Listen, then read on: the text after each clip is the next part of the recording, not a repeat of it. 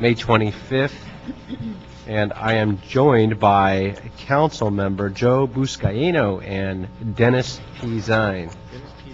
Dennis Pizine, yes. Don't forget the P. We've got a pretty lengthy agenda. I've got a couple consent items, but before that, we have one public comment card. If you haven't yet filled out a public comment card or a specific public speaker card on an item, please do so now. And we'll go ahead and start with public comment. Noel Weiss, if you can come on up. Noel Weiss. Noel. It sounds more. Sounds a little more biblical. It does, but one step closer to who knows where. I think we had also a couple of additional public comment cards as well on just general public comment. In general public comment, I do not have any other cards. On one, I do have 1, 2, 3, 4 cards on agenda item 1. All 4? Yes. You're speaking for the group? Okay. Then, well, no, actually, we won't. I'm the chair, and we're going to go ahead and. Happy Memorial Day to you too. If you're here and I'm here, isn't it our time? No. Well, yeah. We'll absolutely start your time over. But I'm grateful that you were late. Of course. Okay, for a change. I was on time, just not in the room. Okay. Here in spirit. Okay. I actually went through a rainstorm this morning on the way here. This is true. It was a little right, and you had to go buy an umbrella. I know it's a little detour. Jody James, if you can come up. Connie Rudder, if you can come up. Janet Guntner, if you can come up as well. And those would be all the public comment cards that I have. And are you going to just go ahead and group yourself into the same thing of public comment? Yes, okay. we're Rancho. Fantastic. Okay, now we will start the clock. Thank you. Appreciate it. Council member, Mr. Chairman, good morning.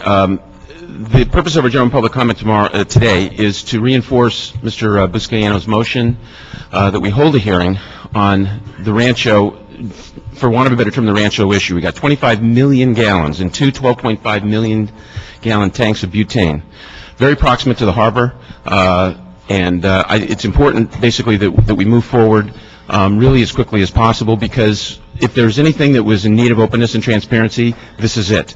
I think it would be terrific given the unique nature of the situation. There are two major issues. One, the port itself has a permit that it gave without any protection, and that basically needs to be revoked. Number two is the issue of insurance.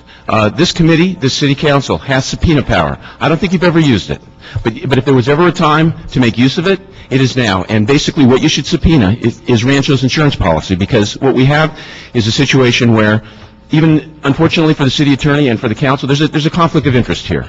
The city attorney, is very difficult for him to give advice to the council and at the same time give advice to the port, because there's a conflict between the two. Should there be an accident, and should it arise as a result of that revocable permit situation, then you have a consequence where the city would have claims against the port, possibly the port would have claims against the city, all avoidable if, in fact, we basically move forward. The sooner the better, so that you policymakers are in a position to gather the facts, gather the information, and at a minimum come up with Rancho being required to have the requisite degree of insurance so that the public is protected. And now, particularly now that we're talking about the USS Iowa, and we're talking about port improvements, basically worth $1.5 billion, that's the level that basically we should begin to look at. So, as I say, Mr. Chairman, the sooner we can schedule this hearing, the better. It doesn't necessarily have to be one, but I think we need to start yesterday, and I appreciate the committee's consideration of this request. Thank you.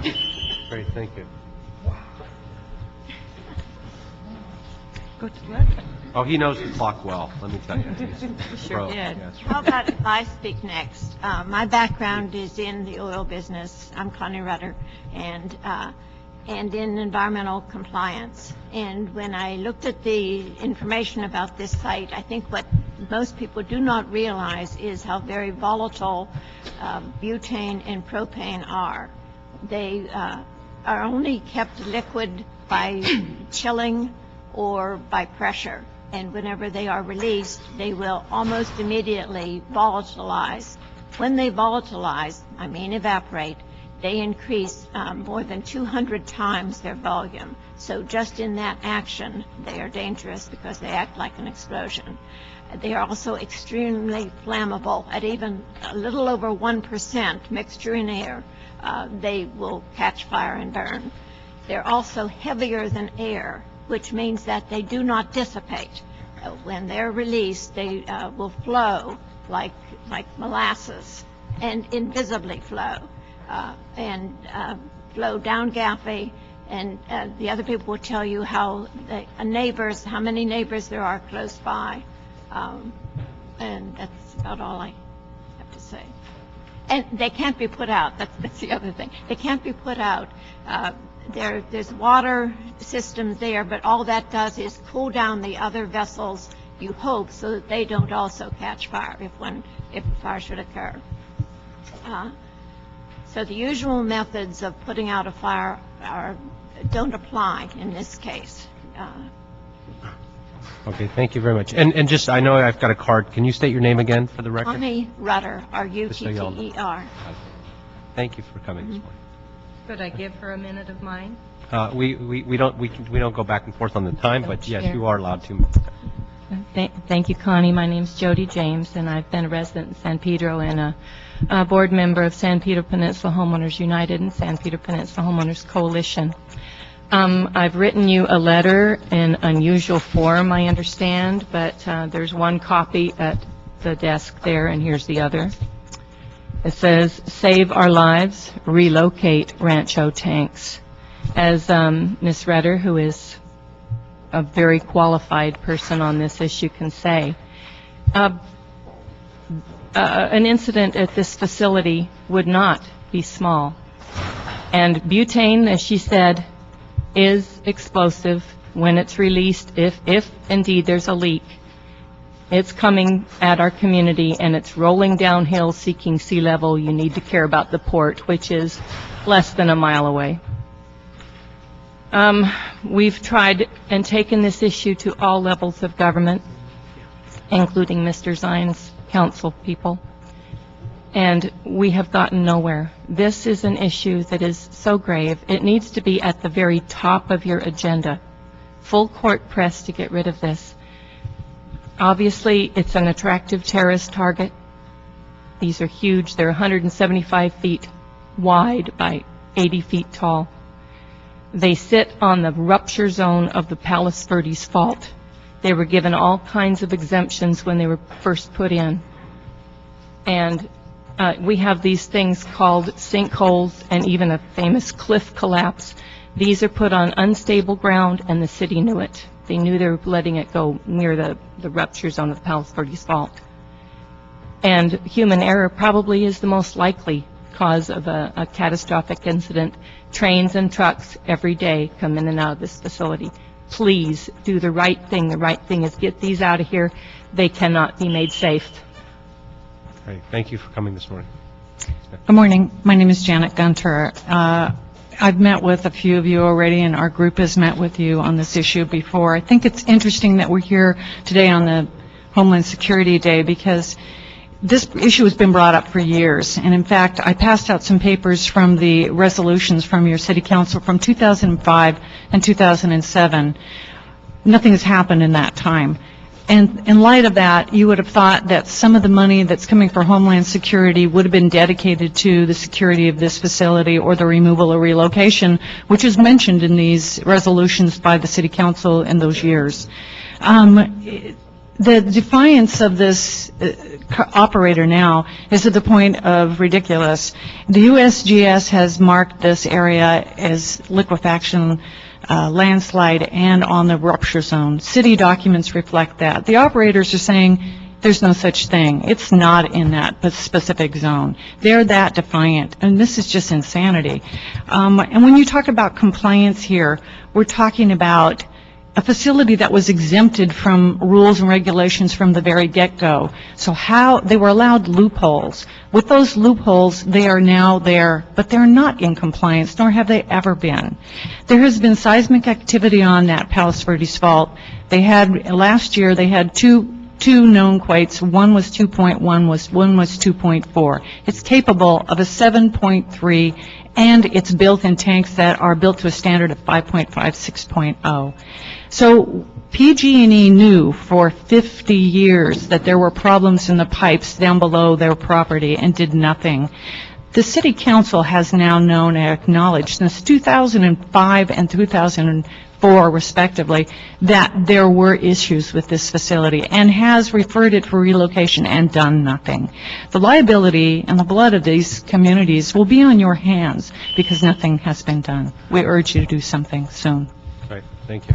And I'm going to, if I could, ask Mr. Buscaino to respond. Usually we don't have a dialogue because it's under the rules that that's not allowed unless it's an agendized item. They call you up specifically with questions. But for public comment, as Mr. Weiss will tell you, there's not a dialogue. So in letting you know that, though, I can give you the history and where we're at right now in terms of his motion and scheduling it. But since he's here, thank you. I would defer to him. No, thank you. Thank you, Mr. Chair, and thank you for being here as well. This is a critical public safety issue, as we all know, and this is why we're going to, and during the, while Janice was away, now Congresswoman Hahn, Ms. Perry introduced a motion that we're going to follow up on. In addition, we're going to call all the agencies, all levels of government, to meet in San Pedro with the approval of Mr. Englander. I know Congresswoman Hahn had met with the head of the EPA just yesterday. Were you guys there? Mm-hmm. So we're looking at federal, state, local agencies to address this issue and to, I mean, Noel's right. It has to be transparent. I got to be careful. It's not an agendized item. So just we're giving you the information, letting you know that it will take place. So it's not been scheduled yet? No, and so, and let me tell you why.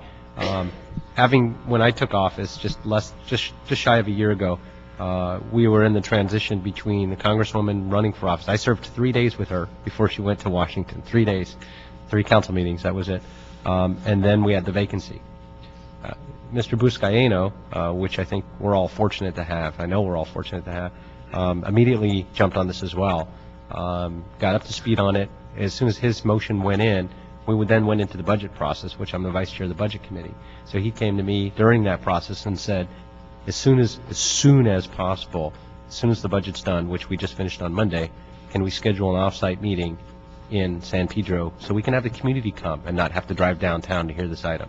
And I said, yes, of course we could do that. So that's being scheduled now. Just want to let you know that he's been on top of it from day one, and that's what we're doing. Thank you. Okay, and thank you again for coming Don't this forget morning. about the possibility of subpoena. Yes, thank you. Section 217 of the charter. Thank you all. All right, that concludes public comment. And we'll go ahead and on consent, I've got items 4 and 5 on consent. There's also a report that just came in on 4 that was handed to the committee this morning. With that, we're going to go ahead and then we'll hold item 5 on the table with questions. And seeing none on 4, we'll go ahead and pass it. That takes us to item 1. We've got cards on that, but we converted those again to public comment, so those have been fulfilled. And if we could bring up folks on item 1, Mr. Clerk. Item 1, a communication from the mayor relative to the United States Department of Homeland Security fiscal year 2011 UASI grant award on the amount of $58,035,381. You also have before you a report from the CAO. Thank you. Morning. Good morning. If you could, well, first state your name for the records and just walk us through this $58 million UASI grant. Good morning, Jason Klein, Office of the CAO. The report before you is a request from the Mayor's Office of Homeland Security and Public Safety. They're requesting to accept the 2011 Urban Area Securities Initiative Grant Award in the amount of $58 million. The grant award is divided among the city and the 27 partner jurisdictions that make up the Los Angeles Long Beach urban area. The grant's performance period is for November 18th, 2011 through April 30th, 2014. Let me ask you, just while we're going through the highlights of this, on the timing, as often as that is brought up, that this was a November 18th, 2011, and we're just hearing this in public safety for the first time now. And I realize it's also time sensitive. What causes those delays? Good morning, Councilman. I know Eileen we're all Decker, busy. Deputy Mayor for the City of Los Angeles for Homeland Security and Public Safety.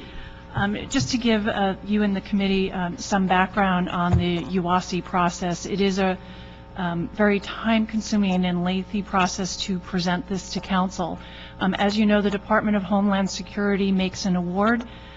They determine the overall award factor based on a number of reasons. It starts with Congress's allocation for the grant, and then the Secretary of Homeland Security uses a formula that's significantly weighed heavily on our risk factors.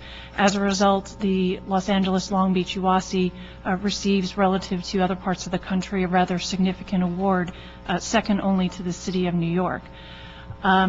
Once we receive our award, per the Department of Homeland Security requirements, we have to meet with our UASI approval authority. And that's an 11-member board consisting of basically the public safety representatives from the Los Angeles Long Beach area. They, pursuant to the strategic plan that they're required to have, determine overall percentage allocations that will go into each of the investment justifications, such as interoperability, for example. And we have 4 investment justifications outlined in the materials before you.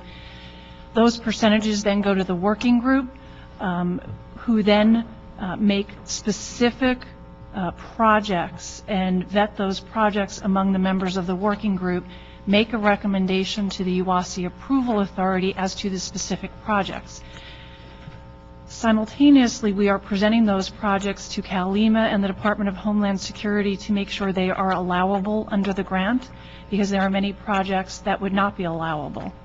Once we have all of those approvals in place and we can be assured that the projects can be completed within the time frame provided, we then provide it to you for your approval for acceptance. Inevitably, because of the Department of Homeland Security time frames, that is not ever within a time frame. It provides us any of us with as much time as we would like to have.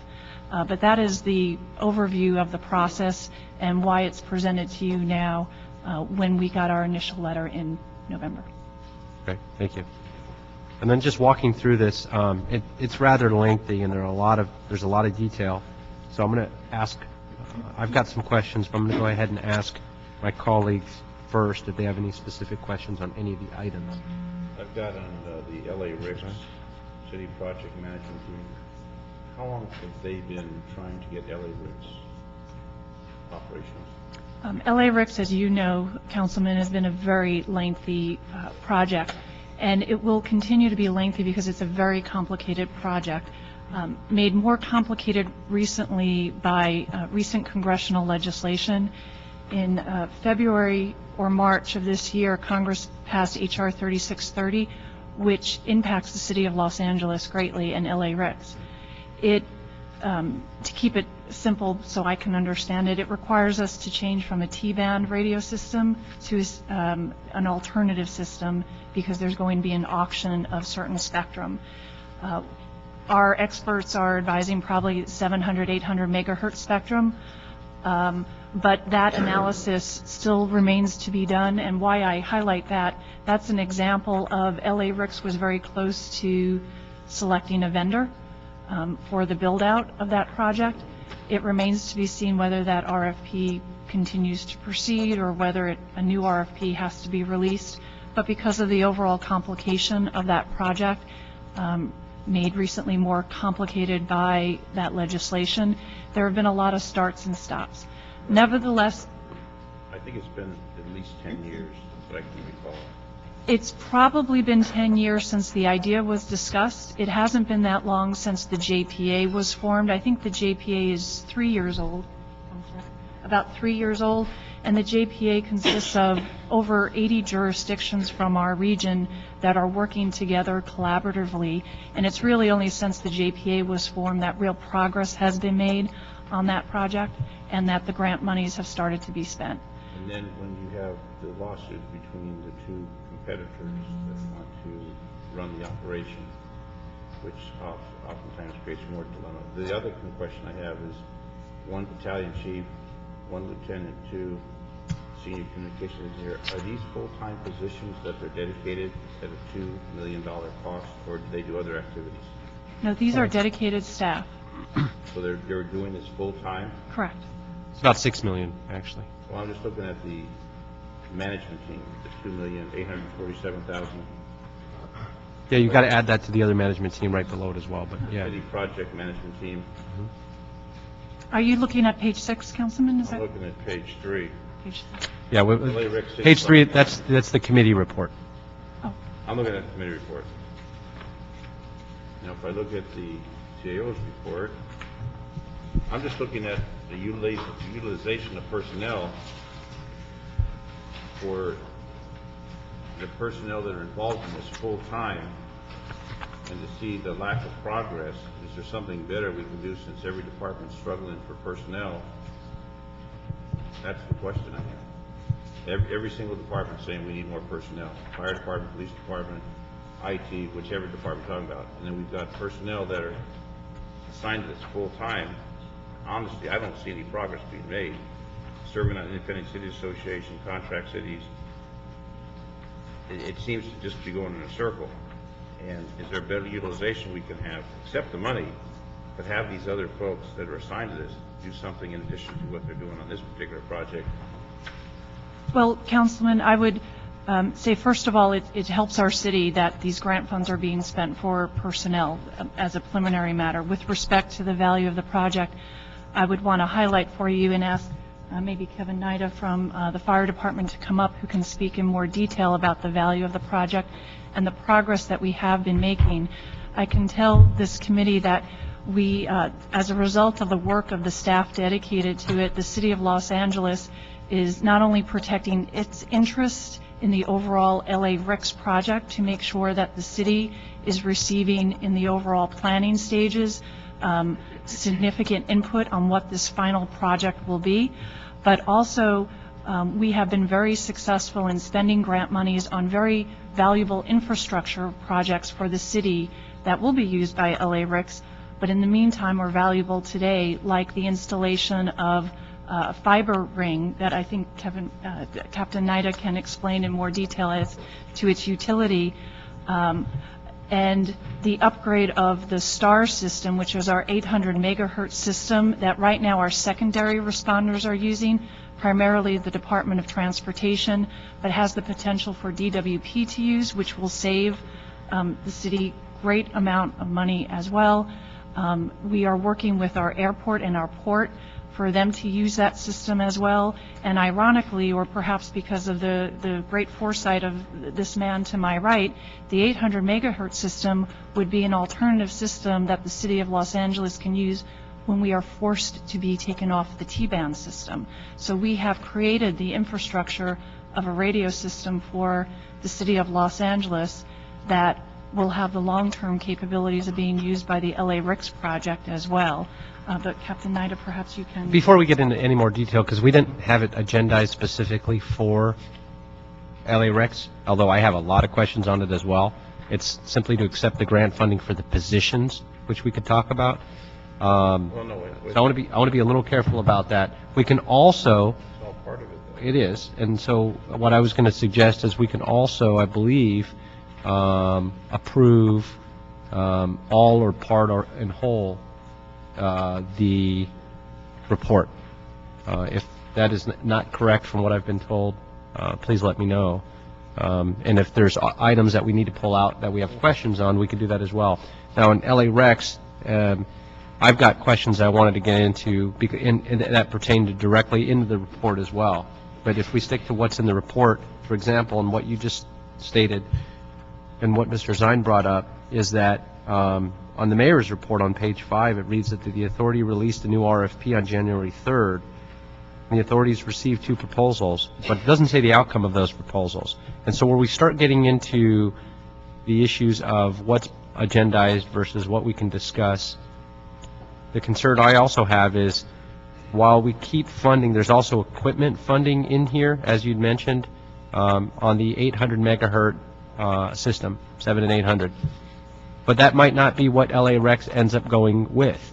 And so if we keep piecemealing the system, but we haven't yet approved a specific direction or provider or technology, but we keep building up the city's system towards that objective, we could be going, quite frankly, in the wrong direction, which then really takes LA Rex and throws it out the window, as Mr. Zine was saying. We're spending all this time and effort and money. So what I think what we ought to do is, there's a lot of questions on this. I was going to ask if I personally can get a briefing on this, and it sounds like the committee might prefer to have an actual hearing on it. I don't know if that's too premature, and what would be your suggestion?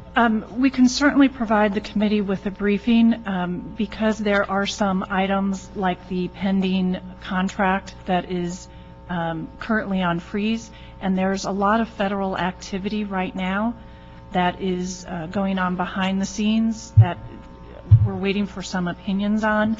But just overall, I do want to say that we're working very collaboratively with the LA Ricks JPA. None of the projects are done without the thinking it through in terms of the overall benefit to the LA Ricks project overall as well, and to not be inconsistent with the ultimate system that is being developed. But providing the committee a briefing, I think, is fine. In a public forum, I can only release what has been made available publicly. And that's my concern with the public forum and doing this, and where things are at legally. I would suggest this, is that any members of the committee that wish to have a briefing set up, certainly we can go down that direction. I think it's too premature to have any kind of public hearing on it yet, particularly with the legalities and the pending legislation, with HR 3630. Yeah, so I'm gonna suggest that that if we could have the CLA and the CAO and your office as well, certainly come give me a briefing. It sounds like Mr. Zine would like a briefing on this as well. My only concern, Mr. Chair, is that there's 11 city employees, from battalion chief, lieutenant 2, 4 communication engineer associates, 2, 3 communication engineer associates, 3, that are working something full-time that doesn't seem to be moving in a direction. And you mentioned the federal government's now getting involved with this House bill. I'm looking at the utilization of personnel when all the general managers come and say, we need more people to do this, we can't do that, we keep scrapping this. I'm not saying scrap the program, but is there something else we can have these folks do while this program kind of lingers through the process? Because there's a lot of demands on all these departments, and I don't know how you can have this as a full-time job for year after year after year. That's a question I have that doesn't seem to be, and we can have this meeting. I just look at the utilization of personnel and what we're getting out of it. I'm not saying don't take the money. I'm not saying scrap the project. I'm saying the city personnel that are engaged in this, I just don't understand how this is a full-time gig when there's other activities that are pressing nature with these different departments, including ITA. Ms. Gibson is now taking the seat. Good morning. I just, if I can, just comment, in terms of the. Just walks over everybody, Kevin. I'm sorry, Kevin. If I can share some information with respect to the staffing. The ITA communications engineers, or are they engineers or electricians? My recollection was that those individuals were actually slated for layoff, and because of the various projects that are associated with LA Ricks, which are not obvious to the general public, but there are a lot of sub-projects that the team is working on that is a component of the overall LA Ricks project, which in the long run is going to be beneficial to the city. So by having the grant funding available, these 7 employees were able to be assigned to do legitimate work within the LA Ricks project. The concern, Councilman, is that if these positions are not approved for funding, then the end result is going to be just as I stated. We don't have general fund monies available for these individuals to return to ITA. With regard to the sworn personnel have been authorized since the City Council approved the LA Ricks project. I believe it was 5 years ago.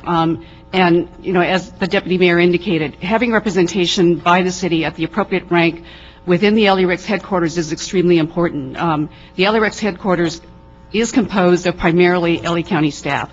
So we want to ensure that the interests of the city the input is being provided appropriately, because even though the LERICS project is a regional project, and because of the various situations that have arisen with respect to federal legislation, we're not really sure exactly, what direction it's going to go. But in the long run, we still have to upgrade the city system, and the changes to the use of the grant. I'm not disputing that. I'm just saying, what do these folks do full-time? That's my question. What does a battalion chief or lieutenant do? What do they do full-time on a project that's been lingering for years? I'm not saying it's not important, but is there something else they can do in addition to that? Because a lot of people do multiple tasks. It sounds like these folks are assigned to this full-time. That's what they do full-time. It's not getting momentum. It's not going anywhere. I'm saying, how are we using our personnel? They have to be assigned to the project full-time because the grant requires that their duties be paid in accordance with the work that they do in LERICS. Maybe we need to find out exactly what their tasks are and what they're doing.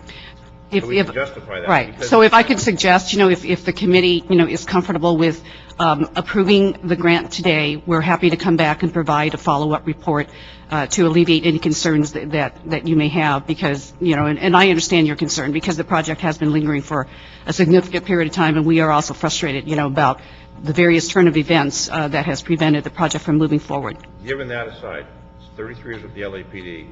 Many people do multiple tasks. Many people in the fire department do multiple tasks. My question on this, these executive positions, which are high salaried positions, what are they actually doing in a program that's not going anywhere? It's like we're not building a spaceship. We're doing something that has so many conflicts and lawsuits, and the different, Raytheon wants to sue Motorola wants to sue this. I mean, the whole thing. And then I'm saying, what do we do with our personnel when the chief of police and the fire chief say, we need these personnel, give us more bodies? That's what I'm looking at. The bottom line is limited personnel and a lot of demands.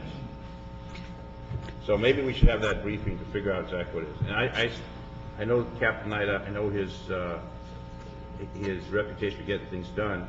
The question is, and maybe it's not for a public hearing, what do these folks actually do? I can tell you, we've accomplished 3 major tasks.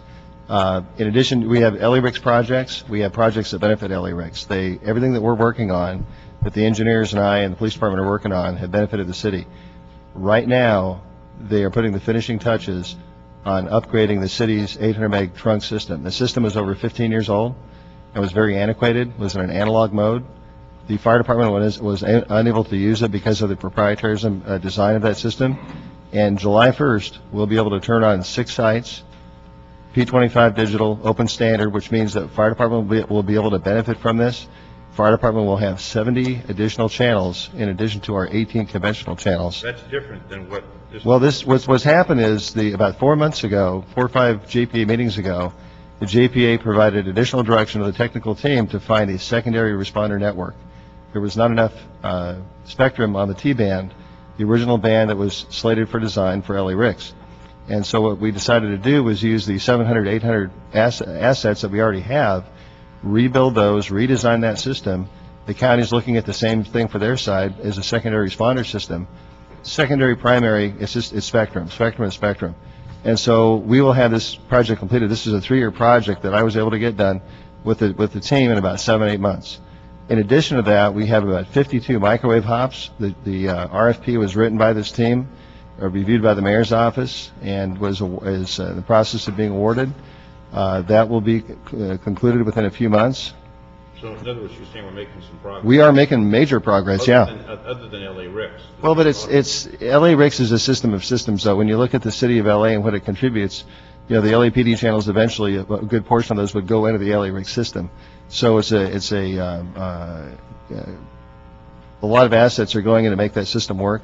When you cover 4,000 square miles, you need a lot of resources. And so the resources the city has, the resources we've been able to upgrade and reinvent, have been a major accomplishment to provide to the city. So the 800 meg system upgrade is huge. That's going to be the cornerstone for the secondary responder system, and that's something that will benefit the city of LA immediately. Within 2 years, we'll be able to double the capacity of that brand new system. So that's a major, major deal. You've got the fiber optic ring. Fiber optics are a key component to the backhaul, in addition to the microwave, to connect all this stuff together. And so we will have that completed in a couple of months. But that's separate from LA Ricks. No, it's all part of LA Ricks. So LA Ricks is the trunk and these are the branches.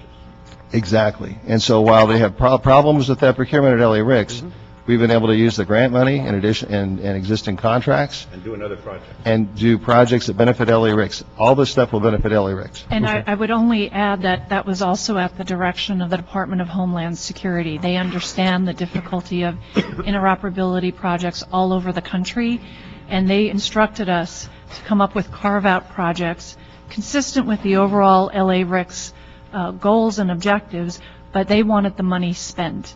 And so we were directed to work with the team, and we did, with the engineers and Captain Nida in developing these carve-out projects to spend the grant money in a timely fashion.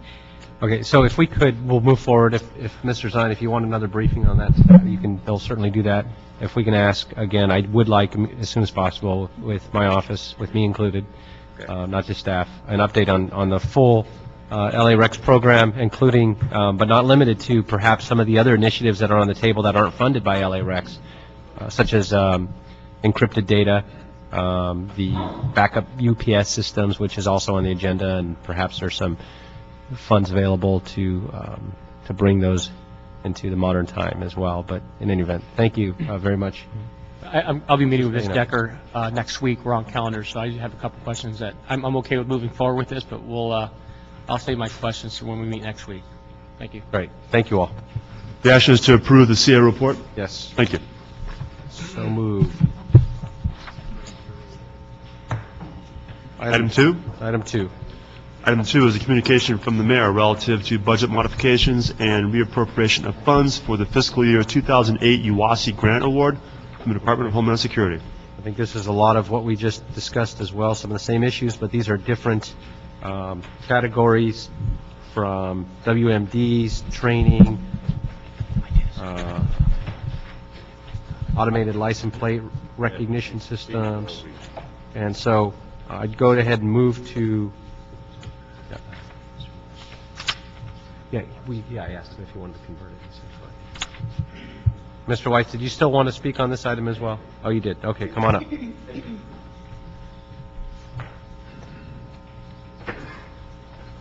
Noel. Oh. A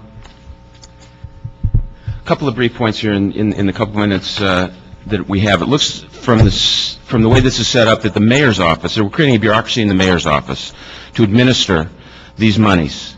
I don't see any checks and balances in here, and frankly, we have a candidate for controller. Why are we spending $245,000 on outside audits when, in fact, that's the job of the city controller to basically supervise and take care of the dollars that flow out of LA City funds? Secondly, the port is a separate proprietary agency of the City of LA. We're talking about other jurisdictions. I think you should have contracts with the port separate and apart from other jurisdictions. In addition, we're talking about $2.451 million for the mayor's office in this situation. Again, without the checks and balances, it kind of is very anxiety-provoking, if you will, when you basically try to put this kind of money in the hands of one person without requisite checks and balances. We're talking about other jurisdictions. I think there needs to be some kind of metric set up. There needs to be something where this council, because that's where the power is in our city, should not give away its power in the manner that this proposal basically contemplates. In addition, we're talking having a city controller. The city attorney needs to be involved directly in this. There's nothing in this proposal that puts the city attorney in the loop in any meaningful way at all. And again, we're back to city attorney for the port, city attorney for the city. There are some issues there that need to be looked at, discussed, debated, and decided. If you guys want to have a conflict of interest in this way, fine. Do it, discuss it, waive it. But short of that, we're talking about the legal disposition of a lot of money. And the rights in the city as being the dispensing agency, I think it's really important that before this committee and before the city council makes specific recommendations, that these generic issues be discussed and the control and the city attorney basically be brought into the loop officially and not leave it all in the office of the mayor. Thank you. Great. Thank you. Questions from my colleagues? Mr. Chair, I do. This grant period ended January this year, and why are we approving now modifications here in May? The mayor's office is working with DHS and Kalima to get an extension of the grant award, and an extension was granted through April 30th to allow the mayor's office and... The extension's been granted. Yes, the extension's been granted. Okay, thank you. Anything else? Nope. Any questions you have? Okay. No other comments from us, so we're going to recommend approval. Yes. Number 2. Number 3, please. We move on to 3. Number 2, just to clarify, are you approving the CAO report on that? Yes. Thank you. Item 3, communication from the mayor relative to budget modifications and budget reappropriation for the fiscal year 2007-2008 Regional Catastrophic Preparedness Grant Program Grant Award from the Department of Homeland Security. Morning, Jason Klein, Office of the CAO. We're here before you to ask for approval to reallocate monies that were approved for the 0708 RCPGP grant, which is the Regional Catastrophic Preparedness Grant Program. Partner jurisdictions returned $1.17 million in unused funds, and the mayor's office is recommending that we appropriate almost $1 million to the Emergency Management Department, Fire Department, and the Police Department to fund contingent projects that were part of the original proposal, and the remaining $175,000 would go to the American Red Cross, chapter of Los Angeles, for planning costs associated with the mass care and shelter project. So the original was $6 million, and there was a balance of $1.1 million, and that's what we're reappropriating? Yes, sir. So they didn't spend all that they were given? Correct. Okay, so then we come up with these other areas. Okay. No questions. All right. And how many folks are watching this within the mayor's office? Is there one person assigned to each, or are there multiple folks assigned to monitor and to maintain control over these? We have a grants team with respect to this particular grant. There is a primary person who is responsible for the grant, this particular grant, who administers it and works with all of the different departments in the region, not just the city of Los Angeles, but the different public safety departments in the region, to process all the grant information and documentation. How many folks in the grants team? Currently,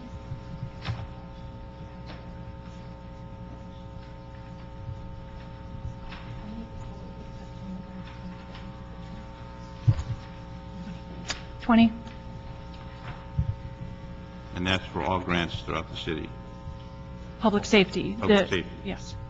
That are administered by the grant, by the mayor's office, which are the UASI grants, the State Homeland Security grant that we coordinate for the city, and the Public Safety Interoperability grant, and the Regional Catastrophic Planning grants. And I know we've discussed this in the past when Mr. Smith was here as a council member, a duplication of folks in that. Is someone's assigned to the mayor's office, and that is the one that maintains control of it, or are there other departments that have other folks working on grants? Well, is it controlled out of the one department, one office, and that's the control we have? I'm not sure. In other words, there's 20 folks in the grants team. Within the 20 folks in the grants team, they control all those grants coming out of the mayor's office, or do the different departments that those dollars go to within the city, do they then have additional people who work on that? The mayor's grants teams work on administering these particular grants. Now, within the department, say the fire department, they do have grants. People have to process their documents and pass them along. So that does happen, that every department, but that happens with every public safety department in the region that they work with. Somebody's there processing their documents within their own system and pass it along so we can work with the grantors in making sure we have everything that complies with the grant and satisfy it from the grantor's perspective. And then it goes back to say that we've complied with the regulations regarding that particular grant.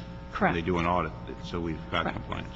Correct. Okay. And we are audited quite frequently, not just by the Comptroller's Office, but DHS comes out and audits us I think, every 18 months at least, depending on their schedule.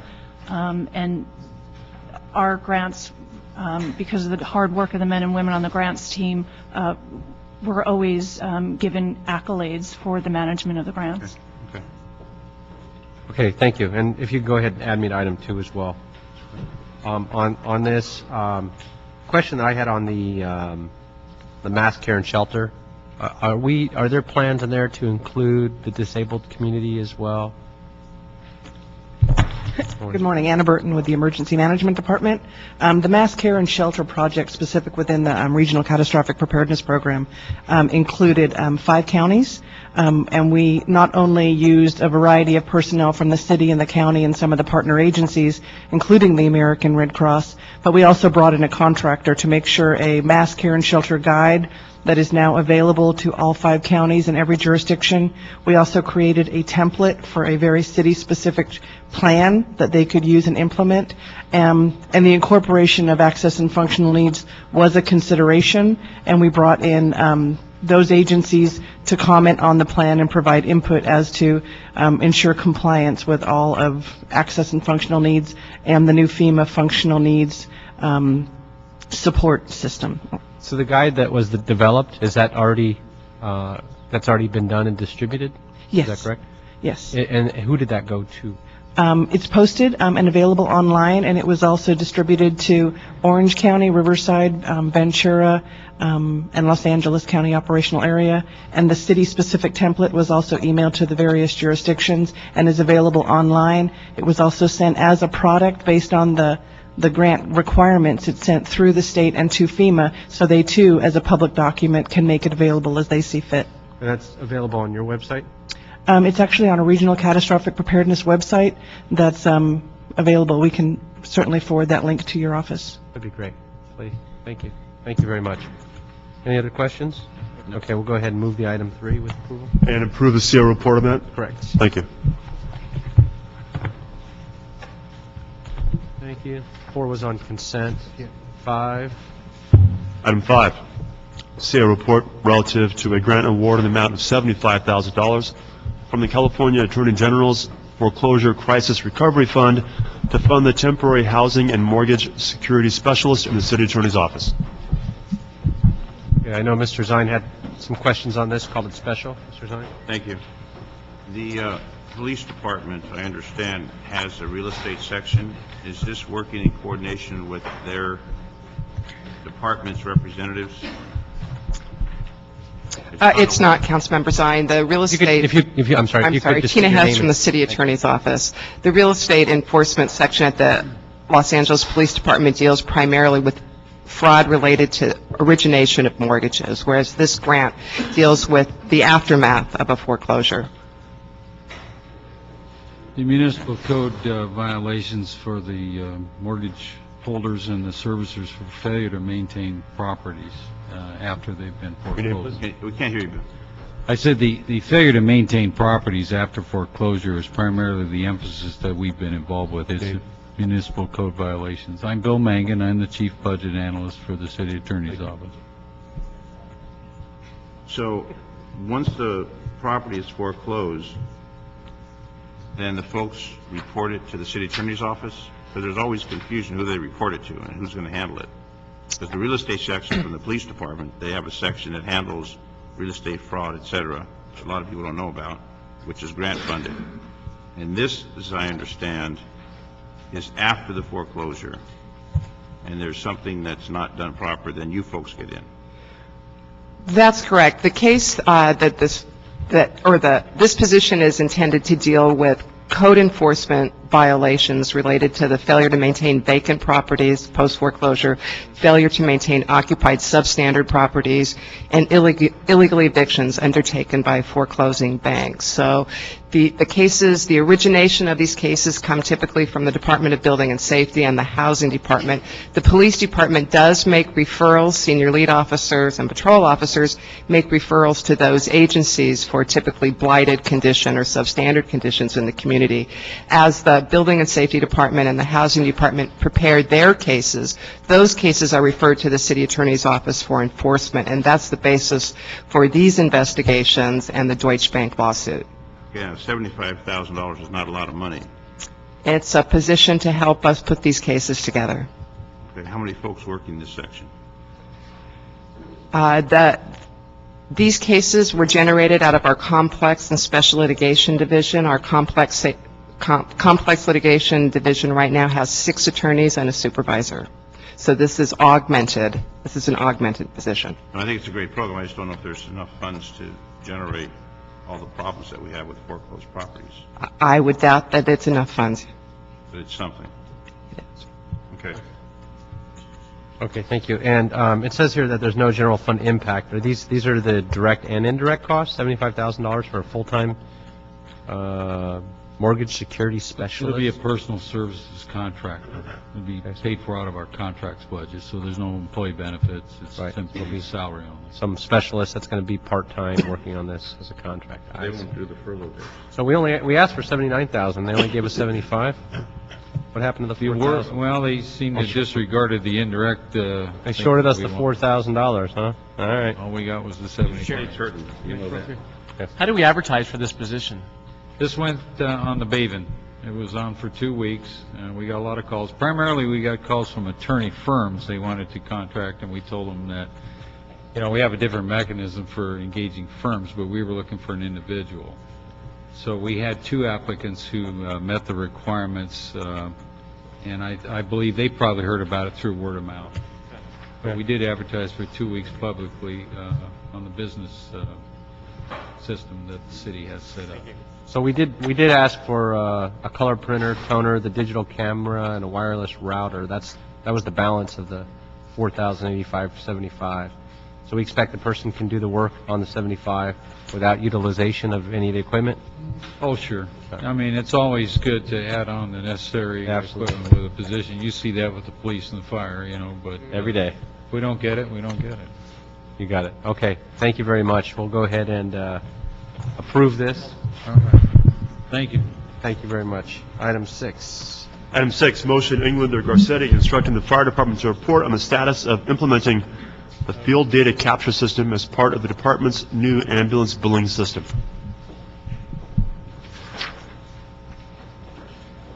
Morning. Good morning, Councilman. How are you, How you sir? doing? My name is Greg Raynor. I'm an assistant chief with the fire department. Currently the commander of the department's emergency medical services division. And I was asked to provide a report back to your committee yesterday. What I'd like to do is provide you a report back regarding the field capture data system. And in short, what it is it's the system that we use to provide documentation for our patient care. And as a committee, you should be very proud of your firefighters and paramedics and EMS battalion captains in the field because they've made this transition as seamlessly and as smoothly as possible. In my 30 years with the city, 33 years as a paramedic, this is the most significant change in patient care in the field that we've had in our department. So it's significant. To provide you a brief overview, I know that we've made a number of presentations to the committee over the last several years regarding this change. And in brief, what it's done is we've taken a system and we documented previously patient contacts using a paper form. Today what we do is we use an electronic device, a tough book, which is a laptop and a tablet, and patients, the care that we provide our patients is entered onto this tough book. As you can imagine with technology, there's a number of challenges that will occur with technology. Currently we have 475 of these devices in our inventory, and the device, what it does is it receives our CAD data from our dispatch center. Using cell sites, it goes up to the cloud, the internet cloud. Our vendor Sansio has servers that it uploads the CAD data to the server, and then by cell sites it sends it out to each one of the devices at the time of dispatch. This week we actually ran a test to ensure that the quality and the speed of that service was effective, and actually in every one of our tests the dispatch data was received on this by wireless card in less than 2 minutes. Let me just ask a question first, if I could. Was that test done in different spots throughout the city, or those spots, those soft spots? It was just done out of my office by our vendor. Down here, Sent to our downtown. vendor. And, you know, you bring up a very good point, Councilman. You know, with our 470 square miles of the city, depending on your geography, this literally is a cell phone. It's got a wireless card in it. It's powered by 3G. So, you know, within your own districts, There's locations, whether it be in buildings, be in canyons like Browns Canyon in your district, Councilman, where the cell coverage is very poor or non-existent. It does not prevent our firefighters and our paramedics from actually documenting patient care, starting the document, saving the document, and it lives in this device until we actually get cell coverage, and then it will automatically sync and get sent to Sancio. So it doesn't prevent us from creating patient care documentation, storing the documentation until we get to the cell coverage. And that happens routinely throughout the day, just like your cell phone would. Depending on where you're at and depending on the cell coverage and the amount of activity that's on that cell site, you may be slow at times. And I think that's been probably our most significant hurdle, is that, you know, our cell coverage at times can be unstable just due to frequency and just due to busyness. So, and it really has a lot to do with geography. But to give you a brief overview, on January 22nd of 2011, we rolled out a pilot program to see if this device would work. We rolled it out in Battalion 7. Approximately 45 days later, we implemented as a department, department-wide rollout. My staff trained, of 9 instructors, trained approximately 2,500 members. The training consisted of a 4-hour primary training session, and by June 21st, within 5 months, the entire department was trained and the entire department was live with this device. That in itself was immense hurdle and an accomplishment. I couldn't be more happy and proud of my staff and of the firefighters and paramedics in our field that allowed this to happen. You can be extremely proud of them. It's been an excellent implementation. To date, 680,000 EPCRs have been transmitted using this device. Okay, and that's in about 17 months. So the system is working. Obviously, you've seen the projections on revenue. I know that that's very important. The system's been developing revenue. Total number of incidents the device has been used at is 363,000. 220,000 patients have been transported to hospitals and ambulances with their documentation on a device just like this and transmitted. The department did something very, very good in this implementation. We actually brought our partners in hospitals with the Hospital Association of Southern California together with us. And in every one of our emergency rooms, using the ReadyNet system, we have the ability to transmit this patient's EPCR, electronic patient care report, to the hospital before we arrive. That was one of the great things that we did. Today, for example, with Memorial Day coming, I know that there might be a number of people out, you know, if we were riding motorcycles, Councilman Zine and I, on this weekend, and maybe we had a mishap and we had an accident, a paramedic could actually come and a firefighter could come and begin the care for us. And before they left the scene, if they entered Northridge Hospital's receiving code, the actual EPCR would be transmitted immediately and would beat us to the hospital. So it's been the most significant change in the way we deliver patient care in my career, and you can be very proud. I don't want to interrupt you, but we are tight on time, so I just wanted to do this, if I could, hold this in committee, because we are looking for a written report as well. But in the meantime, first of all, I want to thank you for bringing us into the modern age. And obviously with 475 of these tough books out there, yes, we're going to run into issues as well. But the issues that we had prior to were so much worse on paper than the technological issues we're dealing with today. What I'm looking to do is find out, first of all the benefits I think we all realize are tremendous. And the fact that everybody's adopted these so efficiently is fantastic. And this is saving lives because it saves time and it keeps data consistent. I've heard of some issues in the field, and obviously, as you stated, cellular connects in the cloud systems, data transfer as well. There may be some issues there or not. What I'm looking to do is ways that we here as a body can help you in the system. If we've recognized some problems, perhaps looking at going out in the field and surveying, either at random or blind surveying some of the firefighters that are in the field that are utilizing the system to find out what's happening and ways to improve it, where we can work closer with the vendor, or we can seek additional funds or grant funds. As you were sitting here this morning, you've heard nearly $75 million in grant funding from UASI grants and others that were reprogrammed for the benefit of the region in technology and other functions. What are some things we can go after to help improve the system we currently have? And I think there's always room for improvement. particularly on a system that is relatively new. So if you could meet with our office, and we can get a briefing on, I've got a lot of questions specifically on what I'd like to see in the report and ways that we could help you as well. I think we can work closely together to figure out some great solutions. Thank you. Okay, with that, Mr. Zine. One question. Do we find additional revenues coming in from the transports versus the paper products? Are we collecting more with this system? I would say yes, but I would defer obviously to our, Sal Martinez on the revenue piece. I'm the operational person. Yes, so. Salvador Martinez, Los Angeles Fire Department. Yes, Councilman, in fact, we see benefits on a number of fronts. First of all, our revenues are up. This year, we're projecting approximately 70 million, maybe 71, but after we pay our partners, Intermedics, who do the actual billing, it drops down to 67. But prior to the implementation of this electronic process, we were collecting 58 million under the old system, which wasn't automated and was using city employees. The other benefit is we've reduced our staffing by approximately 50 employees, which were basically clerical employees that were doing the billing. That saved us an additional approximately 4 million in direct salaries and another amount, which I don't have in front of me, on pension and health care benefits. So we had benefits on both ends. The revenue went up and our operating costs to the city went down. Let me ask this then. When this comes back as a written report, after we've had the opportunity to sit down and meet, and discuss some of the other issues and potential opportunities for funding and improvements for the system, if we can include financial analysis as part of that report, and then when that comes back, we'll go ahead and look at those benefits as well. That'd be great. Let me add that Councilman Engler is now a Harley rider. That's right. Yes. Congratulations, sir. Not just motor, but a Harley. That's right. Also, real quick, I'm glad that you brought up the piece about what we're doing to continually improve. Actually, my staff was out in Selmar at Fire Station 91 yesterday doing a national site survey that you mentioned. We did that routinely before the rollout, and we actually used two wireless band providers, Sprint and Verizon.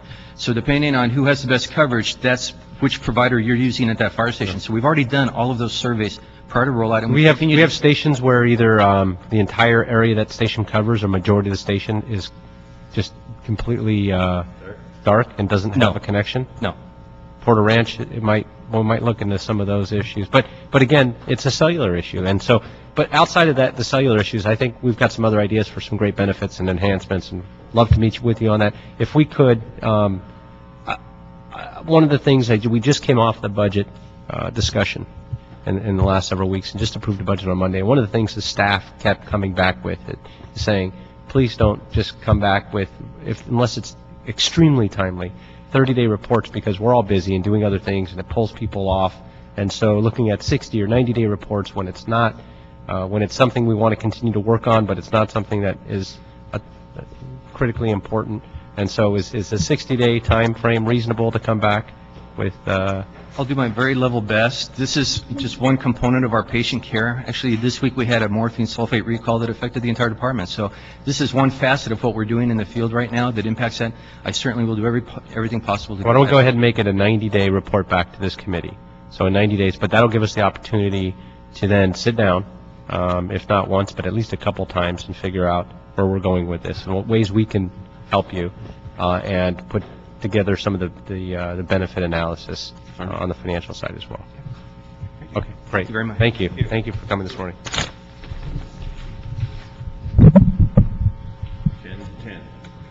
10 to 10. Number 7, Valley Communications Dispatch Center.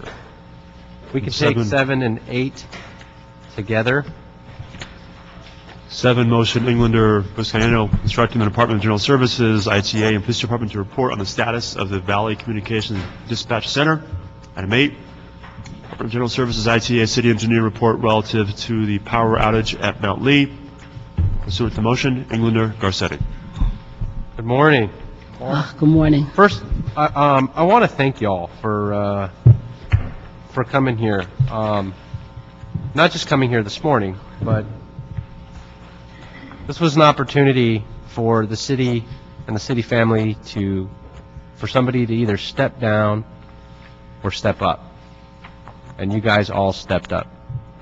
This was an opportunity where we found we had a vulnerability, where we found that communications and dispatch was down.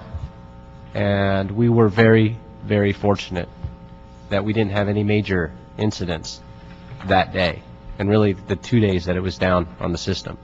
But we also brought together an incredible team and new protocols. We brought together new communication efforts and brought together a seamless process and expanded that team to include engineering as well. Because anytime there's a problem in the city with any department, the first person you call is Gary Leemore, and he'll fix it. But we brought together an incredible team that has been working, and from all the reports that I've been reading, tirelessly from the moment that this came out, and took it very seriously, and didn't deny and didn't run away from the issues that were at hand and or how critically important this was. And so I want to thank you all for working together and bringing so much attention to this and so much effort. I understand there's even possible litigation against some of the vendors. And so this has really gotten to a whole new level, and we figured out not just that those radios are important, and not just that the backup systems and the dispatch systems are important, but all the way back to the UPCs and the UPS, and we're all learning all new terminology now in technology. And so I wanted to open it up and say that this was one of the most important functions that we do as public safety. And while each officer and firefighter is critically important in the field, they're only as good as the other people that are on the other end of that radio. And so if they can't reach them, they're vulnerable. And then it really becomes an issue of officer safety. And when you get into issues of officer safety and public safety, and that's jeopardized and compromised, all hell's going to break loose. And lives are at risk and at stake, and not just of residents, and not just of citizens and visitors and critical facilities, but of the officers and firefighters themselves. And so when I first learned of this, and you know how extremely serious I took this, I want to be as serious in thanking you for taking this very seriously and stepping up to the plate. And so where are we now? Gary Morris, City Engineer, good morning. Just want to first of all thank you, Councilman, and members, for your seriousness on this issue. We also echo and appreciate the support of many other people that aren't at the table this morning. And I also want to thank the mayor for his seriousness that he also conveyed his urgency and constantly on this issue personally and through his deputy mayor, Eileen Decker. The good news is the team here led by really information technology and Greg Stemmel and also Tony Royster and his team, the Mount Lee communication system. We're down to just one small remaining item to go on that, but it's fully operational. We've also prioritized the other communication systems, and we're focusing in on the top 15 of those to make sure that we have the procedures, the backups, the one-line diagrams, all the settings up to date, so that's really important to us. And then finally, in a few weeks, we're going to be starting on upgrading the electrical system, starting the design for the upgrade of the Mount Lee electrical system. So there's other people also besides, not at the table, that really, a lot of, like you said, early mornings, they were out there, 2 in the morning, 3 in the morning, making sure that it was minimal, and we had no disruptions, but taking away all risk as we made these modifications. So they should really be commended. Finally, of course, we had tremendous partnership with DWP in this, as they put a restriction on all maintenance activities during this time, so that we really made it a safe and transition. And I think we all feel really good about the team that we have going forward. I appreciate that. And I know that the reports are, the completion, your assessment and evaluation reports aren't completely final yet. And so what I'll ask is that we hold both of these in committee, but when we bring them back for the final assessment, perhaps we'll schedule them as a closed session item. I understand that a lot of this is extremely sensitive, particularly as it pertains to security measures, even possible litigation, but the security measures themselves. I reviewed the PowerPoints and the initial reports. I want to thank you all for meeting with my staff and sharing all that information. I read it all as well, and agreed that it was very sensitive and that it shouldn't be brought to a public committee. And so if anybody wants on the committee to be briefed on those as well, those documents are available. I think we'll go ahead and hold both of the items in committee until the reports are finalized. So at some point we can receive and file those, but have a full briefing, because we are ultimately all responsible and have to be held accountable to ensure they're all seamless as well, these communication systems. So unless any of you have anything to add, I really wanted to bring you here this morning to say thank you for stepping up. It was a time to do that, and that continues. And I've heard also and Mr. Moore, you pointed out the city folks and the other employees who've been there at 2, 3, 4, 5 o'clock in the morning every single day. I've read the reports. I've seen all the timesheets as well, and they have. And there's been a lot of folks from ITAs here. I want to recognize Randy's in the back as well, another partner in this, that has been there, testing all the systems, finding the vulnerabilities, changing the process, and it goes a long way. So I have no doubt that because of these efforts, I have no doubt that lives will be saved because of it. And so I appreciate it. We're a safer city because of it. So thank you. And they thought they were going to get a 4-day weekend. That's right. Thank you. Mr. Clerk. Item 9. Motion Zion, Mizar, Wesson, Garcetti, instructing the police department to report relative to the status of the graffiti tracker program. All right, I'll move to the maker of the motion. Seeing that the other three aren't here, we'll go with Mr. Zine. Cap, what can you tell us about how well it's working? Good morning, counselors. Good morning, everybody. Captain Bill Hart, LAPD Gang and Narcotics Division. And with me today is Detective Paul Miller. Paul supervises the detective who actually oversees taggers. Unfortunately, she wasn't able to be here, but hopefully between us we can answer any questions you have.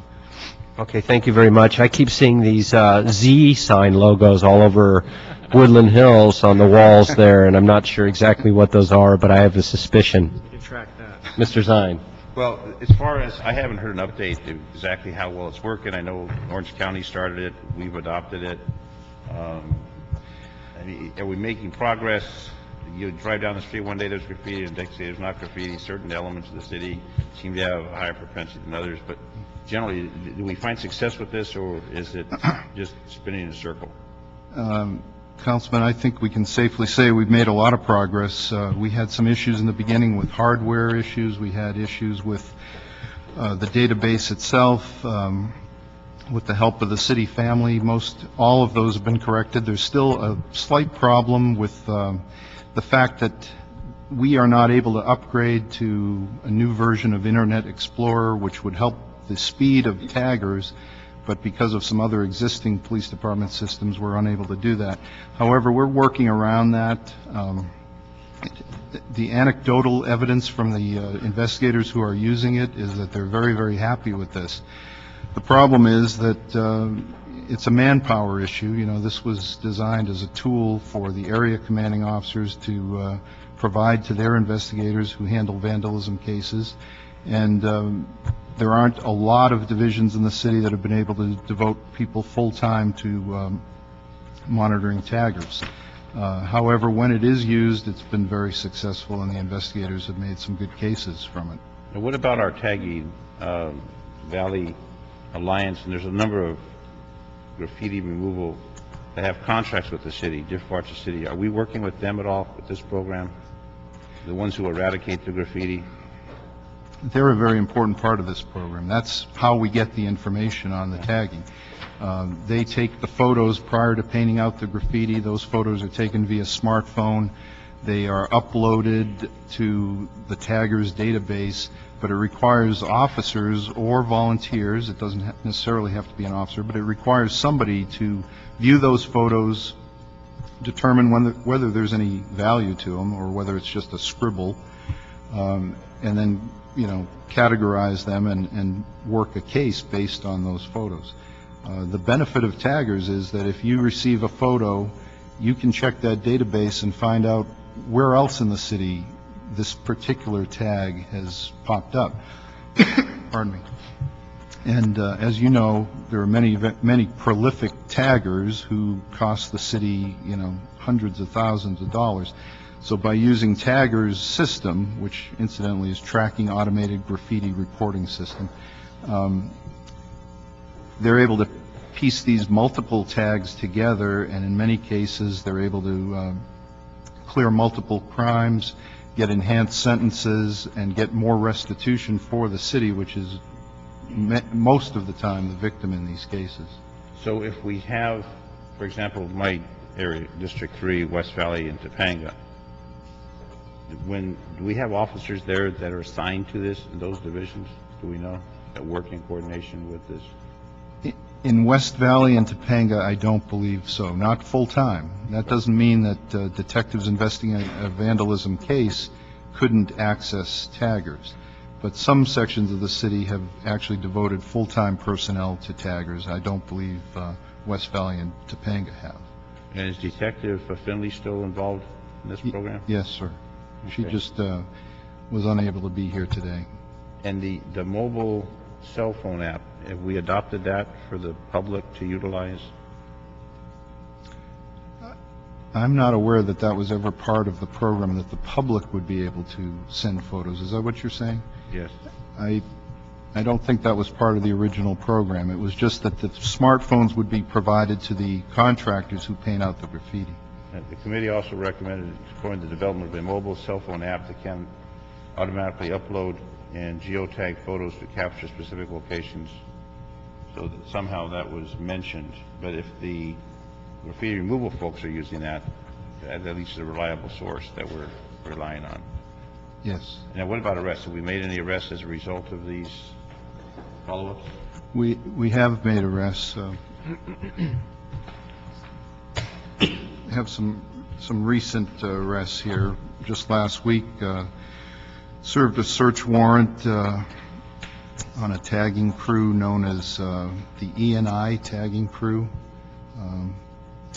Do you know what part of the city this is? Central. Central area. Central, incidentally, has devoted 2 officers full-time to manning taggers, and they've probably had the most success of any part of the city.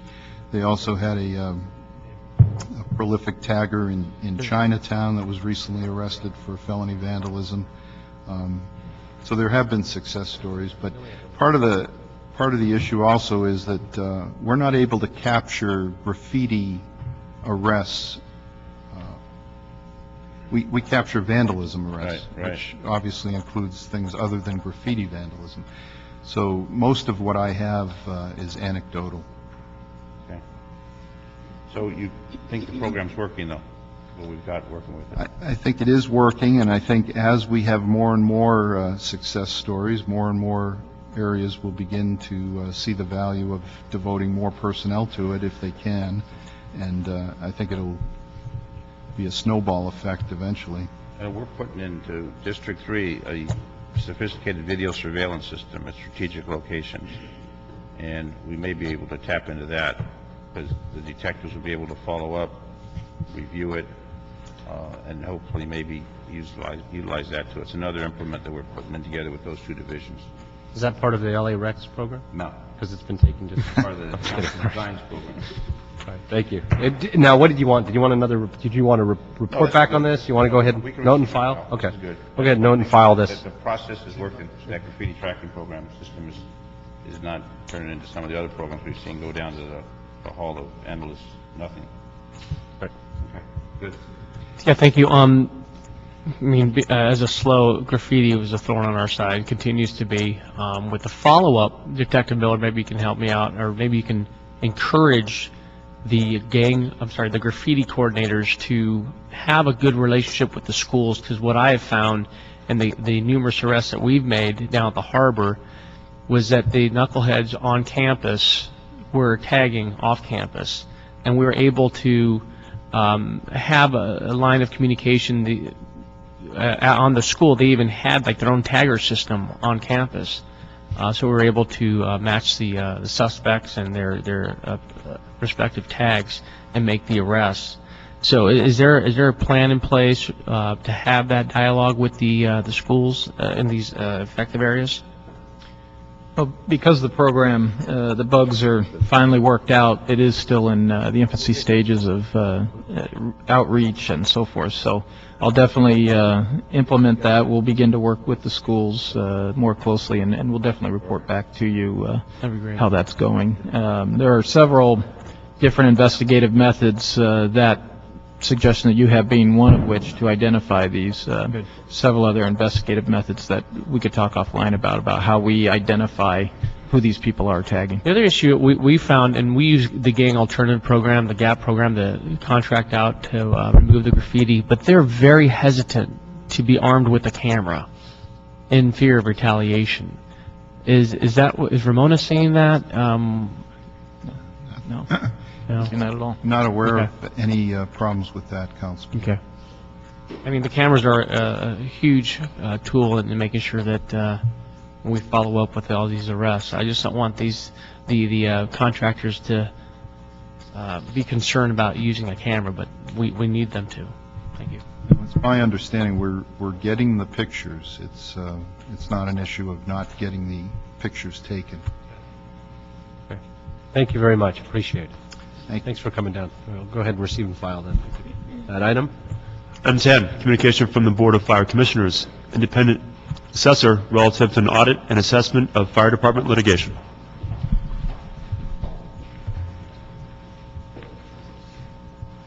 Morning.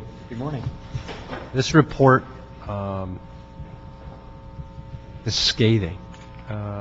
We've looking at $40 million in the fire department in lawsuits over the last 10 years. About half of that is just in Labor Standards Act cases. It's pointing out that from misconduct, poor supervision and management contribute to a lot of the litigation. Many of the requirements are not currently being met. There's the report stating that the fire department doesn't have programs, system, staffing, expertise, education, or training. The implementation is broadly based, affect litigation risk management programs, and failure to work with staff in a timely manner. I'm just looking through the report, and this is not editorializing. These are your words. I believe that I can sit and editorialize probably on this for hours, and I'm sure we'll have the ability to do that. But at this point right now, where are we at? My name's Steve Miller. I'm the independent assessor. And where we are at this point is following the presentation of my report to the Fire Commission approximately a week ago, or on the May 15th. The Commission has asked the Department to report back to the Department with a corrective action plan. My own feeling about this is that the Department is committed. We've had private communications, and they are committed to improving risk management. As you point out, as you've taken from the report, one of the real problems is the fire department does not have the expertise in litigation risk management. That's one of the problems. And another problem is... And when you talk about the expertise in litigation risk management, is that post-problem, or is that to preventative? It's both. Efforts? It's both. It's both. In terms of the litigation itself, it takes a great deal of expertise, training experience to know what to look for in litigation.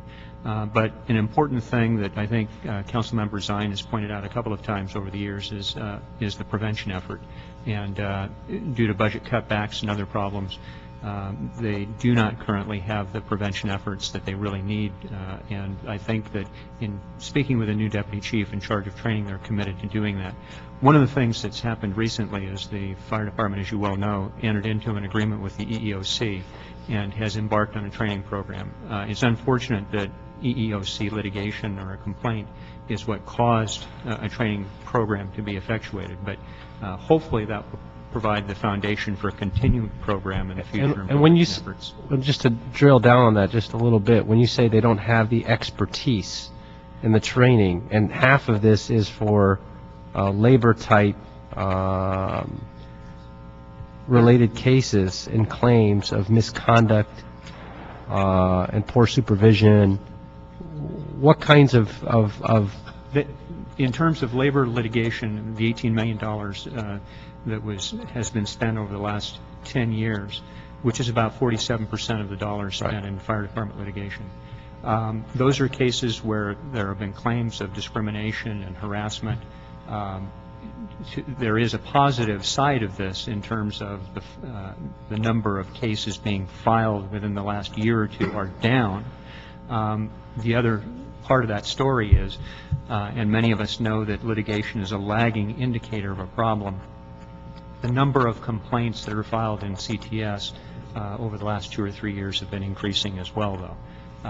And in terms of prevention programs, I think that Councilman Zion has pointed out a couple of times the benefit of having a way to resolve problems early when they are first brought to light is one way of dealing with those issues. And the fire department does not have that prevention. The ombudsman type? That's one name for it, but there are other ways of dealing with that problem, but they don't have that at this point in time. And they don't have the continuing, ongoing, in-depth training and prevention programs that may be effective in preventing some of those problems. They do have some employees who have engaged in the past in, and it's noted in one of the cases I reviewed, the discriminatory and harassing comments that are made by some employees. Those can be expensive. And they can be expensive. I've also found that as I sit on the Budget Committee and I'm voting to settle some of these cases sometimes, often out of frustration, but also knowing full well that we have a lot more risk if we didn't. I ask the question oftentimes in closed session, well, where is this current person who initiated this misconduct now? And the answer is, oh, well, since this was filed 3, 4, 5 years ago, that person has since been promoted. That person is now in management. That person has, but 9 times out of 10, if they're not retired, quite frankly, not only have they either been promoted, but there's a good chance that they're still with the department in the same station, doing the same thing. And those are the answers we get in closed session. I kid you not. It's insane. And so I look at the idea that while they don't have the training and expertise, this is things that should be taught, in the academy. These are things that should be taught in the training programs. These are things that are common sense to most, quite frankly. And at the cost of $40 million, that's just it's certainly mind-boggling. Certainly, my recommendations are the improvement of the training part of it in an attempt to prevent that from occurring in the future. And I think the department has at least voiced a commitment to do that. I think the budget that you've recently approved for the fire department reflects a person to engage in that kind of training. And in addition, in terms of the expertise for litigation risk management and risk management as a whole, I think you've recently approved a budget that includes a professional risk manager, and I think a litigation specialist is also important to take care of some of these, the poor legal issues, poor legal service issues, and some of the other things. The department, I think, is going to have a written response within the next, the commission asked within the next 30 days, and I'd certainly be happy to make myself available for I appreciate that. That'd be great. So we're going to go ahead then and hold this in committee until we get the fire department's written response. Then we'll have a very detailed and deep discussion on this. In fact, we'll probably set aside an entire public safety committee meeting or a special committee just on this to have you back, as well as the fire department and their response and what we're doing to move forward, because this is one of the most serious issues facing the department today. And so I think we've got to spend some time on it. And I truly appreciate you coming here this morning. Thank you, Councilman. Thank you. Okay. Thank you. Thank you, sir. That concludes the agenda and concludes the Public Safety Committee meeting. Thank you. John, take it to yours. I don't want it. Yeah, I'm going to scan that. And,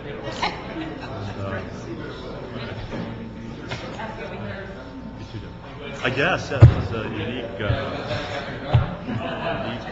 public presence.